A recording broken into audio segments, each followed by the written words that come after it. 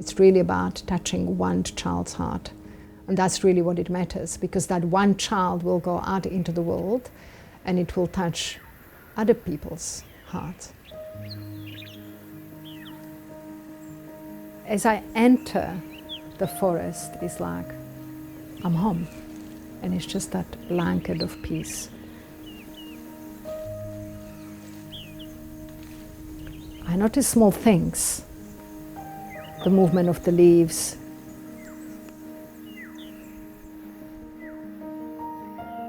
and as I walk, it's like every step in the forest for me, it's like a prayer. It's just like a calmness, and it's just peace.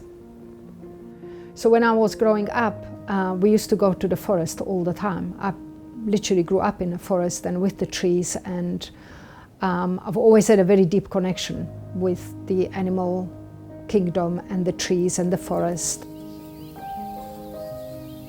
Today, still, I go to the forest every day and I walk every day.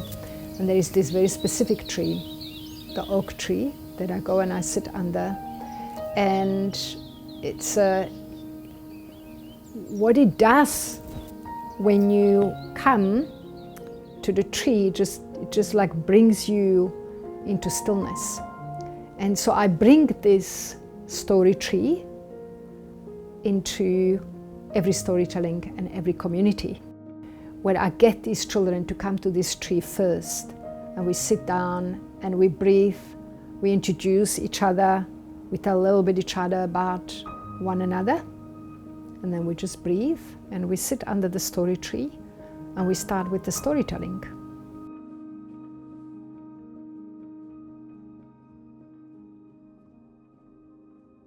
You might not be able to go to the forest and see the trees, but that connection, it's very important for children and for the adults as well, to just bring you into that peace. That's how I feel when I go to the forest. And it's just like going and you go into that quiet space and connect with yourself.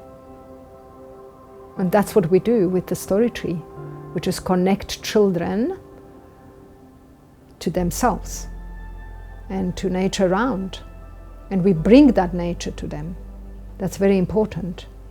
And that's really the story of the story tree, to bring that essence and that peace and that connection to nature and to themselves. It all started with the children in Kenya, the Maasai children. I found myself in Loita Hills, which is actually a spiritual place for the Maasai people. And this is when I developed the project Stories Unites Us, and I started working with the children more closely.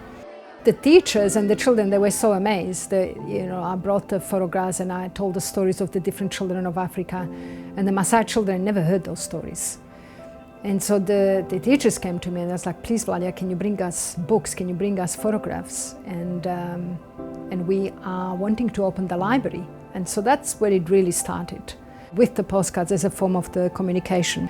And so then I would go down through whole of East and Southern Africa, and I would exchange the stories and the messages with the overseas. And then we developed it where we now go to the communities, not only underprivileged children, schools as well. It's just the way that the story is being told, the children's minds just literally expands. And in that process, then I start asking them about their stories. So we do that through the form of creative programs.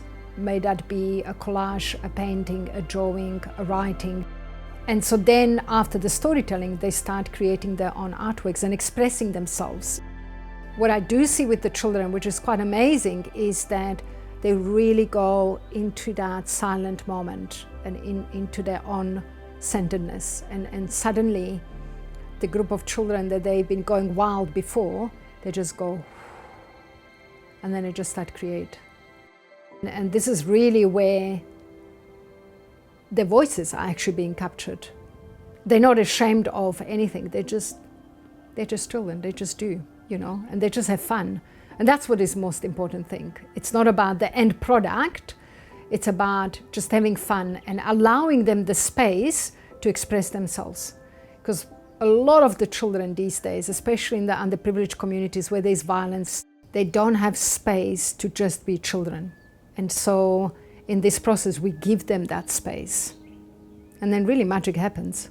We then take all this artwork that it's been created with the children's hands, and we put it into the books. And what's really powerful about that you can actually see in the book the creation that came through their hands. And then we share them with the other children of the world. It's lovely to witness these children connecting across the boundaries. They might never meet each other face to face, but there is that connection heart to heart as they are viewing and hearing each other as well, because there is a form of voice communication as well. We are teaching young minds to be curious about each other, as well as to accept and learn about one another. And in this process, we are bringing the world together. So once we identify the community and different communities, we go with the story bus, we go from one community to another community.